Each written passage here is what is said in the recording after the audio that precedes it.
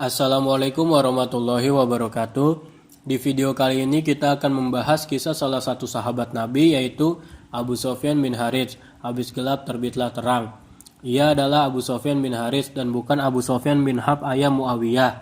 Kisahnya merupakan kisah kebenaran setelah kesesatan, sayang setelah benci, dan bahagia setelah celaka, yaitu kisah tentang rahmat Allah yang pintu-pintunya terbuka lebar demi seorang hamba menjatuhkan diri di haribaannya setelah penderitaan yang berlarut-larut.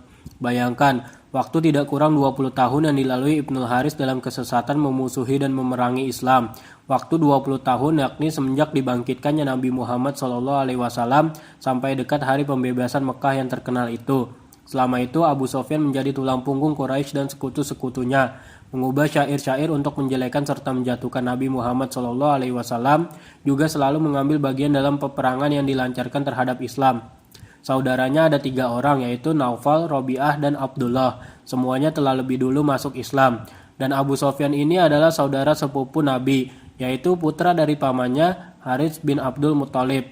Di samping itu ia juga saudara sesusu dari Nabi, karena selama beberapa hari disusukan oleh ibu susu Nabi, Halimatus Sa'diyah. Pada suatu hari, Abu Sofyan sebetulnya hampir saja masuk Islam ketika melihat sesuatu yang mengherankan hatinya ketika perang Badar, yakni sewaktu ia berperang di pihak Quraisy. Dalam peperangan itu, Abu Lahab tidak ikut serta dan mengirimkan Ash bin Hisham sebagai gantinya. Dengan hati yang harap-harap cemas, ia menunggu-nunggu berita pertempuran yang mulai berdatangan menyampaikan kekalahan pahit bagi pihak Quraisy. Pada suatu hari, ketika Abu Lahab sedang duduk di dekat sumur Zamzam bersama beberapa orang Quraisy, tiba-tiba kelihatan oleh mereka seseorang berkuda datang menghampiri. Setelah dekat, ternyata ia adalah Abu Sofyan bin Harits.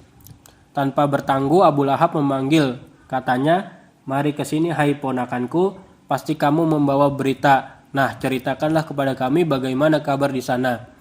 Ujar Abu Sofyan bin Harits, "Demi Allah, tiada berita kecuali bahwa kami menemui suatu kaum yang kepada mereka kami serahkan leher-leher kami, hingga mereka sembelih sesuka hati mereka, dan mereka tawan kami semau mereka. Dan demi Allah, aku tak dapat menyalahkan orang-orang Quraisy. Kami berhadapan dengan orang-orang serba putih mengendarai kuda hitam belang putih, menyerbu dari antara langit dan bumi, tidak serupa dengan suatu pun dan tidak terhalang oleh apapun." Yang dimaksud Abu Sofyan dengan mereka ini ialah para malaikat yang ikut bertampur di samping kaum muslimin. Menjadi suatu pertanyaan bagi kita kenapa ia tidak beriman ketika itu, padahal ia telah menyaksikan apa yang telah disaksikannya. Jawabannya ialah keraguan itu merupakan jalan kepada keyakinan. Dan betapa kuatnya keraguan Abu Sofyan bin Harits, demikianlah pula keyakinannya sedemikian kukuh dan kuat. Jika suatu ketika ia datang nanti, saat petunjuk dan keyakinan itu telah tiba, dan sebagaimana kita lihat, ia Islam menyerahkan dirinya kepada Tuhan Rabbul Alamin. Mulai dari detik-detik keislamannya, Abu Sofyan mengejar dan menghabiskan waktunya dalam beribadah dan berjihad, untuk menghapus bekas-bekas masa lalu dan mengejar ketertinggalannya selama ini. Dalam peperangan-peperangan yang terjadi setelah pembebasan Mekah, ia selalu ikut bersama Rasulullah. Dan di waktu perang Hunain, orang-orang musyrik memasang perangkapnya dan menyiapkan satu pasukan tersembunyi, dan dengan tidak diduga-duga menyerbu kaum muslimin hingga barisan mereka porak-poranda. Maka pada saat-saat yang maha genting itu, masih ada beberapa sahabat yang tidak kehilangan akal disebabkan serangan yang tiba-tiba itu, dan di antara mereka terdapat Abu Sofyan bin Harits dan putranya Ja'far. Waktu itu Abu Sofyan sedang memegang kekang kuda Rasulullah, dan ketika dilihatnya apa yang terjadi, yakinlah ia bahwa kesempatan yang dinanti-nantinya selama ini, yaitu berjuang fisabilillah sampai menemui syahid di hadapan Rasulullah, telah terbuka. Maka tak lepas memegang tali kekang kuda dengan tangan kirinya, ia menebas leher musuh dengan tangan kanannya. Tatkala suasana sudah mulai tenang, Rasulullah melihat berkeliling, kiranya didapatinya seorang mukmin sedang memegang erat tali kekangnya. Sungguh rupanya semenjak berkecamuknya peperangan sampai selesai, orang itu tetap berada di tempat itu dan tidak pernah meninggalkannya.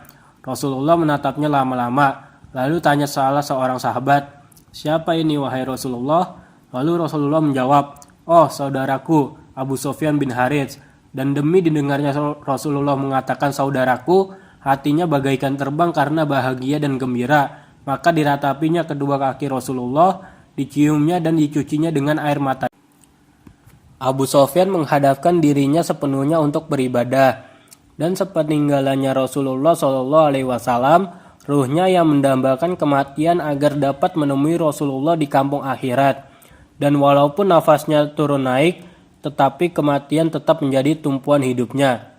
Demikianlah kisah salah satu sahabat Nabi, Abu Sofyan bin Harits. Wassalamualaikum warahmatullahi wabarakatuh.